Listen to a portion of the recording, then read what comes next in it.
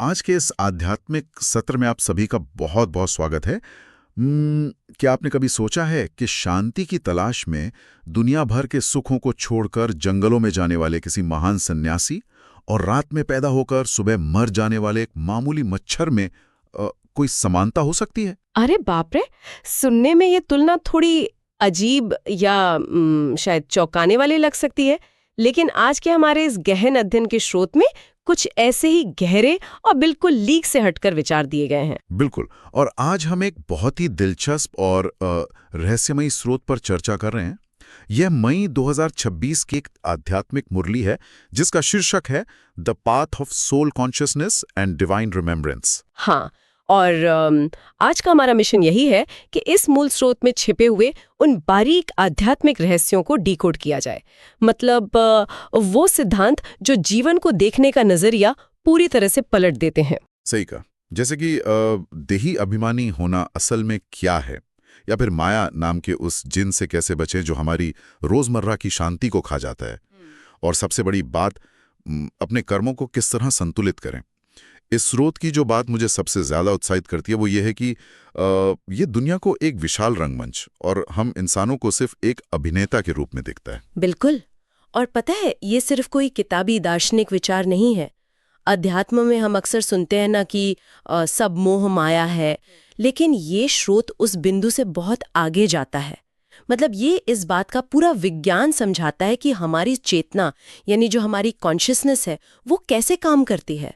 तो चलिए इस चर्चा की शुरुआत उस सवाल से करते हैं जो शायद हर दर्शन शास्त्र की नींव है।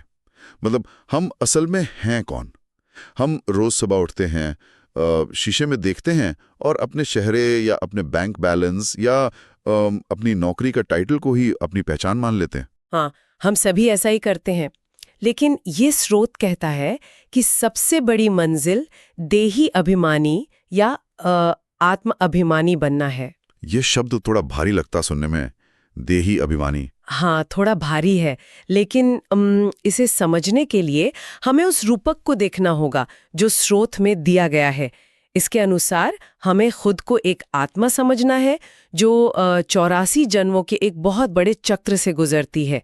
यहाँ एक प्रतीकात्मक अवधारणा है जिसे समझना बहुत जरूरी है। अच्छा, वो क्या है? स्रोत आत्मा को मेल यानी भाई कहता है और इस भौतिक शरीर को फीमेल या प्रकृति कहता है। एक मिनट रुकिए, यहाँ मेल और फीमेल का मतलब जैविक लिंग या जेंडर से तो नहीं है ना?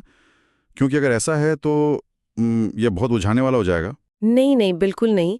जैविक लिंग से इसका कोई लेना देना नहीं है। ये असल में कर्ता और साधन का संबंध है। मतलब दर्शन शास्त्र में अक्सर चेतना या आत्मा को रचयिता या मुख्य अभिनेता माना जाता है और प्रकृति या शरीर को वो कैनवस या वो वस्त्र माना जाता है जिसके माध्यम से चेतना खुद को व्यक्त करती है। ओहो, अच्छा। हाँ, और आत्मा के भीतर ही जन्म जन्मांतर के अच्छे या बुरे संस्कार रिकॉर्ड होते हैं। जैसे कोई चिप हो जिसमें सारा डेटा सेव है। शरीर तो बस एक हार्डवेयर है जो हर जन्म में बदल जाता है। कभी कोई बैरिस्टर बनता है तो कभी एक आम मजदूर। अरे वाह, ये तो कुछ ऐसा हुआ कि मैं किसी नाटक में हिस्सा ले रहा हूँ। मान लीजिए मुझे एक राजा का किरदार मिला है। मैंने भारी भरकम मुकुट पहना है, मेरे पास एक नकली तलवार है और शानदार राजसी कपड़े हैं। मंच पर मैं राजा हूँ और लोग मेरे सामने सिर झुका रहे हैं। बिल्कुल। लेकिन नाटक खत्म होने के बाद ग्रीन रूम में जाकर भी अगर मैं उस मुकुट को उतारने से मना कर दूं और कहूं कि मैं ही असली राजा हूं, तो लोग मुझे पागलखाने भेज देंगे, क्योंकि मैं अपने कॉस्ट्यूम को ही अपनी असली पहचान मान बैठा हूं। वही तो, वो जो ग्रीन रूम वाली स्थिति है ना श्रोत, उसी को देह अभिमान कहता है। जब एक आत्मा यह भूल जाती है कि वो सिर्फ एक किरदार निभा रही है और वो अपने शरीर, अपनी जाति या अपनी सामाजिक स्थिति को ही अंतिम सत्य मान लेती है, तो वहीं से सारा दुख शुरू होता है। सही बात है। और मजे की बात यह है कि हम सभी उसी अभिनेता की तरह व्यवहार कर रहे हैं जो मंच से उतरने के बाद भी अपना मुकुट उतारना भूल गया है। हाँ, ये सुनने में तो बहुत रोमांचक लगता है कि मैं एक आत्मा हूं और ये शरीर सिर्फ एक कॉस्ट्यूम है। लेकिन यहाँ मुझे एक बड़ी व्यावहारिक समस्या नजर आती है। अच्छा, वो क्या? मतलब जब असल जिंदगी में भूख लगती है या शरीर में दर्द होता है या जब महीने के अंत में बिल चुकाने का तनाव होता है, तब ये कॉस्ट्यूम बहुत असली महसूस होता है। 24 घंटे खुद को एक अभिनेता या आत्मा समझना, क्या ये सिर्फ एक दिमागी कसरत नहीं है? रोजमर्रा की भागदौड़ में ये व्यवहारिक कैसे हो सकता है? मैं आपकी बात समझ रही हूँ और स्रोत भी इस बात को बहुत अच्छी तरह समझता है कि ये आसान नहीं है। इसीलिए इसमें एक जगह साफ तौर पर लिखा है कि ये सबसे बड़ी मेहनत है। सबसे बड़ी मेहनत? हाँ, इसे सिर्फ कोई किताब पढ़कर हासिल की जाने वाली जानकारी नहीं माना गया है। स्रोत सृष्टि के चक्र को समझना या उसकी हिस्ट्री और ज्योग्राफी जानने को आसान बताता है। बौद्धिक रूप से ये समझना बहुत सरल है कि दुनिया कैसे चलती है। हाँ, थ्योरी तो समझ आ जाती है। बिल्कुल, लेकिन मुश्किल काम है उस चेतना में हर पल टिके रहना। ये एक निरंतर आत्म जागरूकता का अभ्यास है। मतलब जानकारी होना और उस जानकारी को जीना, इन दोनों में जमीन आसमान का फर्क है। लेकिन अगर हम सिर्फ अभिनेता हैं और ये दुनिया सचमुच एक रंगमंच है, तो मेरे दिमाग में एक और सवाल आता है। पूछिए। अगर सब कुछ एक नाटक ही है, तो फिर मैं ये सब कर ही क्यों रहा हूँ? क्या मुझे जीवन के सारे काम छोड़कर सब कुछ त्याग कर संन्यास नहीं ले लेना चाहिए? क्योंकि नाटक में फंसने से अच्छा है कि मंच छोड़कर भाग जाओ। यहीं पर ज्यादातर पारंपरिक आध्यात्मिक विचारधाराएं उलझ जाती हैं। वे पलायन या एस्केपिज्म का रास्ता चुनती हैं, लेकिन ये स्रोत इस विचार को सिरे से खारिज करता है। ये बहुत ही तार्किक बात कहता है कि इस भौतिक दुनिया में, जिसे कर्म क्षेत्र कहा गया है, सच्चा कर्म संन्यास असंभव है। असंभव कैसे? बहुत से लोग तो घर बार छोड़ देते हैं, हिमालय चले जाते हैं। हाँ, लेकिन शारीरिक रूप से घर छोड़ना और कर्म से मुक्त होना, वो दोनों अलग अलग बातें हैं। स्रोत एक बहुत ही सीधा उदाहरण देता है। जो सन्यासी घर बार छोड़कर जंगलों में चले जाते हैं, वे भले ही अपना खाना खुद ना पकाएं, लेकिन भिक्षा मांगने के लिए उन्हें लौटकर गृहस्थों के पास ही आना पड़ता है। हाँ, ये तो है। तो जब तक आप इस शरीर में हैं, आप कर्म से पूरी तरह मुक्त नहीं हो सकते। खाना, चलना, सांस लेना, ये सब कर्म ही तो है। अरे वाह, ये तो ऐसा हुआ कि आप स्विमिंग पूल में छलांग लगा दें और फिर पानी से शिकायत करें कि मैं गीला क्यों हो रहा हूँ। मतलब अगर आप कर्म क्षेत्र के पूल में हैं, आपके पास कर्मेंद्रियां हैं, तो आप कर्म किए बिना रह ही नहीं सकते। बिल्कुल सही कहा आपने। स्रोत स्पष्ट करता है कि असली कर्महीन शांति, वो जहाँ कोई कर्म नहीं होता, वो केवल शांति धाम या मूल वतन में हो सकती है। वो आत्माओं का वो घर है जहाँ वे बिना शरीर के रहती हैं। जहाँ शरीर ही नहीं है तो कर्म कैसा? बिल्कुल, लेकिन जब आत्मा इस कर्म क्षेत्र यानी उस दुनिया के मंच पर आती है, तो उसे अपना पाठ बजाना ही पड़ता है। इसलिए स्रोत का जोर कर्म सन्यासी बनने पर नहीं, बल्कि कर्मयोगी बनने पर है। कर्मयोगी यानी कर्म करते हुए भी योग में रहना? लेकिन मुझे स्रोत के एक हिस्से ने थोड़ा कंफ्यूज किया। इसमें लिखा है कि योग की शिक्षा पहले चाहिए, बाद में ज्ञान। आमतौर पर हम सोचते हैं कि पहले हमें सब कुछ समझना चाहिए, सारी जानकारी या ज्ञान होना चाहिए, और फिर हम ध्यान या योग करेंगे। यहाँ ज्ञान से ज्यादा योग को प्राथमिकता क्यों दी गई है? क्योंकि अगर हम इसके पीछे के विज्ञान को देखें, तो कोरा ज्ञान बिना अनुभूति के किसी काम का नहीं होता। ज्ञान आपको सिर्फ ये बताता है कि गाड़ी कैसे चलती है, लेकिन योग वो चाबी है जो इग्निशन ऑन करती है। बहुत खूब। स्रोत कहता है कि बहुत से लोग बौद्धिक रूप से बहुत तीखे होते हैं।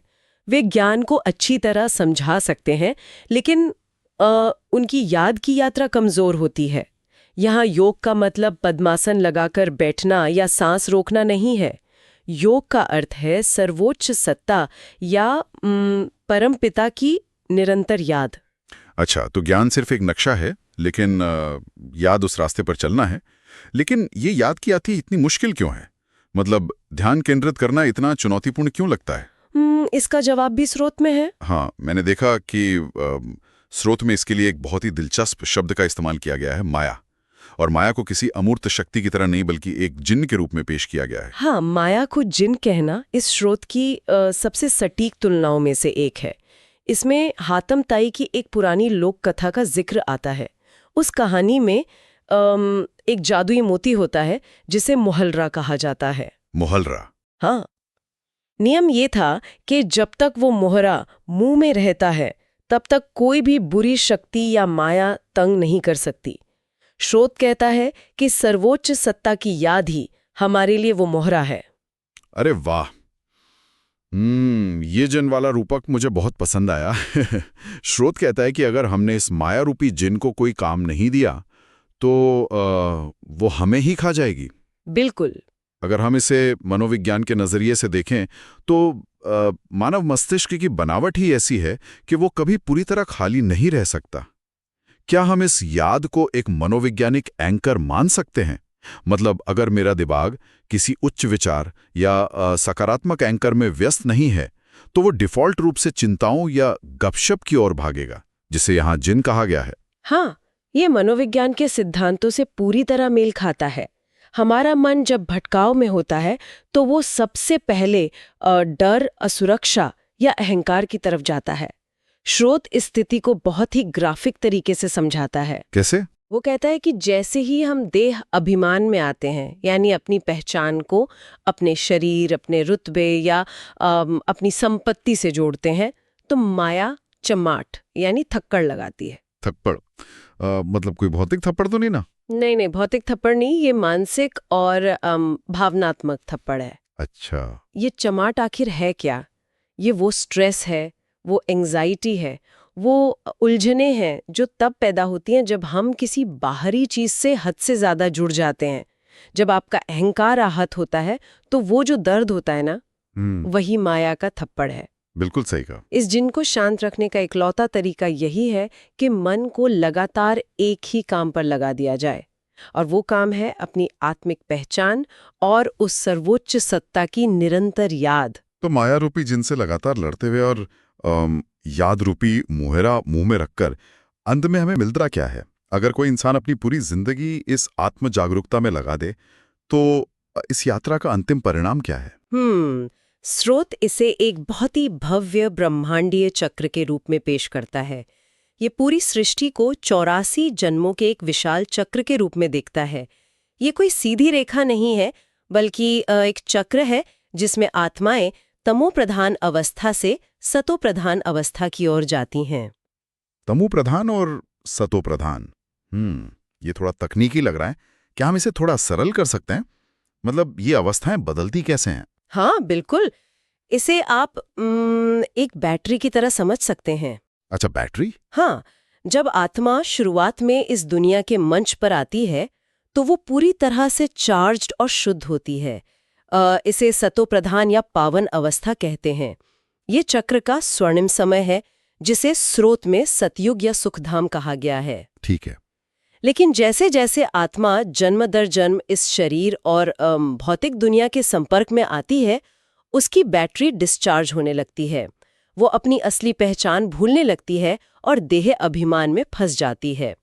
इस डिस्चार्ज या पतित अवस्था को तमो प्रधान कहा गया है, जो आज का समय यानी कलयुग या नरक है। तो ये पूरी यात्रा बैटरी को वापस रिचार्ज करने की है। और यहाँ स्रोत एक और बात कहता है भारत को लेकर। इसमें 21 पीढ़ियों के वर्षे या विरासत की बात कही गई है। ये 21 पीढ़ियों का गणित क्या है? स्रोत के अनुसार जब आत्मा राजयोग और याद के माध्यम से खुद को वापस सतो प्रधान बनाती है तो उसका इनाम कोई एक जन्म का सुख नहीं होता। वो इतनी आध्यात्मिक ऊर्जा जमा कर लेती है कि आने वाले चक्र की शुरुआत में यानी सतयुग और त्रेता युग में उसे 21 जन्मों तक लगातार सुख, शांति और समृद्धि की विरासत मिलती है। अरे वाह! हाँ, ये कोई बैंक बैलेंस नहीं है, बल्कि आत्मा की उस शुद्ध अवस्था का स्वाभाविक परिणाम है। लेकिन यहाँ एक बहुत बड़ा सवाल उठता है। क्या? अगर ये चक्र इतना ही थका देने वाला है, बैटरी चार्ज करो, फिर डिस्चार्ज करो, फिर माया के थप्पड़ खाओ, तो क्या इससे पूरी तरह से बाहर निकल जाना बेहतर नहीं है? मेरा मतलब है, अध्यात्म में हमेशा यही तो सिखाया जाता है कि परम शांति या निर्वाण प्राप्त करो और इस जन्म मरण के चक्र से हमेशा के लिए मुक्त हो जाओ, कोई झंझट ही नहीं। यहीं पर ये स्रोत एक ऐसा बम फोड़ता है जो कई पारंपरिक मान्यताओं को हिला कर रख देता है। अच्छा। हाँ, जो लोग दुनिया से भागकर सिर्फ शांति या मुक्ति चाहते हैं और जिनका इस दुनिया के नाटक में बहुत छोटा सा रोल है, स्रोत उनकी तुलना मच्छरों से करता है। ओह, क्या बात कर रहे हैं, मच्छरों से? आध्यात्मिक शांति चाहने वालों को मच्छर कहना तो बहुत ही बेबाक और शायद कुछ लोगों के लिए कठोर तुलना हो सकती है। सुनने में कठोर लग सकता है, लेकिन उसके पीछे का तर्क बहुत गहरा है। स्रोत कहता है कि मच्छरों की क्या अहमियत है। वो रात में पैदा होते हैं और सुबह मर जाते हैं। बिल्कुल, वे रात में पैदा होते हैं और सुबह होने तक मर जाते हैं। उनका जीवन काल बहुत छोटा है। इसी तरह जो आत्माएं केवल शांति धाम यानी निराकारी दुनिया में रहना चाहती हैं और इस दुनिया के मंच पर आकर बहुत कम जन्म लेती हैं, उनका पार्ट इस नाटक में बहुत ही छोटा और महत्वहीन है। अरे ये एक बिल्कुल ही नया नजरिया है।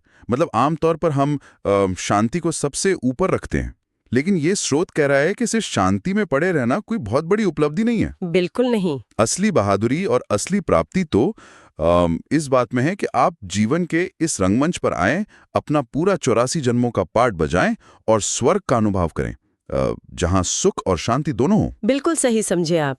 स्रोत एक बहुत ही स्पष्ट लाइन खींचता है। स्वर्गवासी को शांतिवासी नहीं कहेंगे। शांति तो हर आत्मा का मूल स्वभाव है। वो तो जब आत्मा अपने घर में होगी उसे मिलेगी ही। हाँ, वो तो है ही। लेकिन जो असली पुरुषार्थ या मेहनत है वो मैदान छोड़कर भागने में नहीं है। असली मजा इस कर्म क्षेत्र पर अपनी सतो प्रधान अवस्था में आकर स्वर्ग का सुख भोगने में है। एक अच्छे अभिनेता की पहचान ये नहीं है कि वो ग्रीन रूम में जाकर सो जाए, बल्कि ये है कि वो मंच पर आकर अपना सबसे बेहतरीन और लंबा किरदार निभाए। सच में ये विचार एस्केपिज्म या पलायनवाद को पूरी तरह से खत्म कर देता है। हमें दुनिया में रहना है, अपना किरदार निभाना है, लेकिन देही अभिमानी स्थिति में रहकर।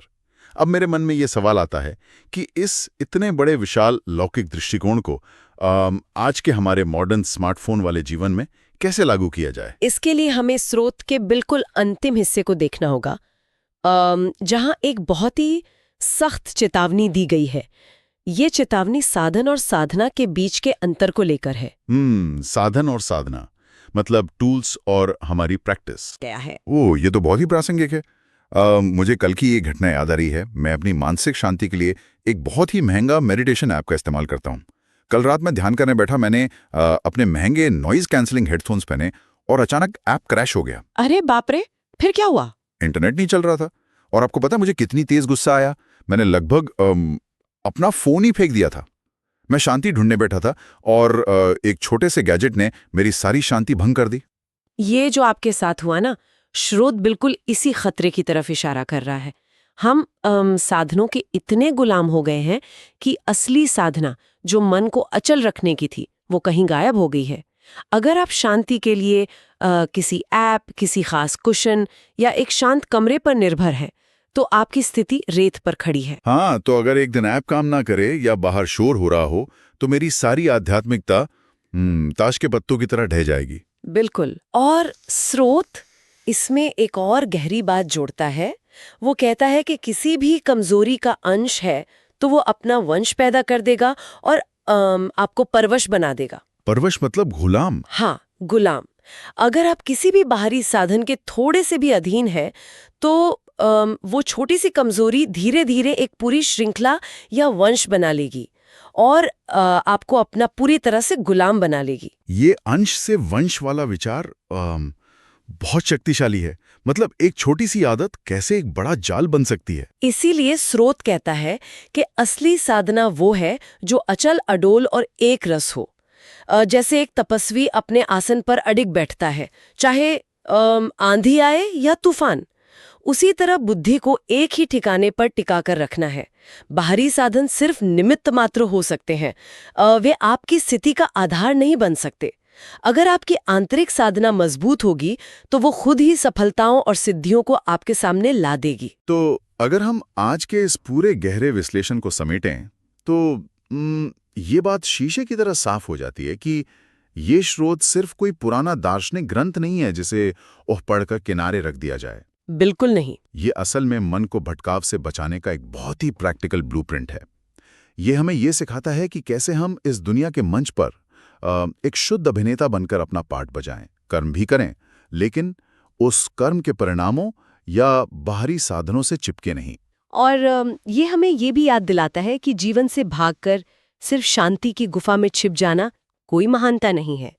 महानता इसमें है कि हम माया रूपी जिन का सामना करें, उसे याद का काम सौंपें और इस नाटक के सबसे बेहतरीन पलों का अनुभव करें। तो इस विचारोत्तेजक चर्चा के अंत में मैं एक बहुत ही प्रासंगिक सवाल छोड़कर जाना चाहता हूं।